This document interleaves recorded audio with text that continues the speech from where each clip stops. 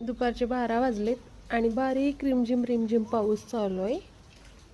हे बघा नारळाचं झाड, पूर्ण झाड सगळे हिरवीगार झालेत, नारळ पण पिकलेत. हे बघा टिप टिप चालू आहे.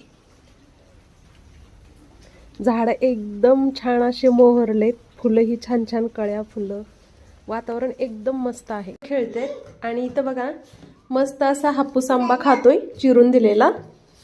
त्याला खूप आवडतो आंबा चिरून खायला. आणि इथं काहीतरी चाललेलं आहे आर्ट अँड क्राफ्ट. मध्ये काय आहे तर इथं आहे हापूस आंब्याचा रस, इथं मी पुऱ्या बनवलेल्या आहेत, शेंगाची चटणी जी की आपली सोलापूर फेमस, आणि मस्त असा कोल्हापूर फेमस अख्खा मसूर बनवलेला आहे घरगुती पद्धतीनं. तर मस्त असा घट्ट घट्ट एक नंबर. पोरं तर लवकर गरम गरम पुरी बनवल्यानंतर जेवण केले. आता माझा नंबर आहे जेवण करायचं, तुम्ही पण या जेवण करायला.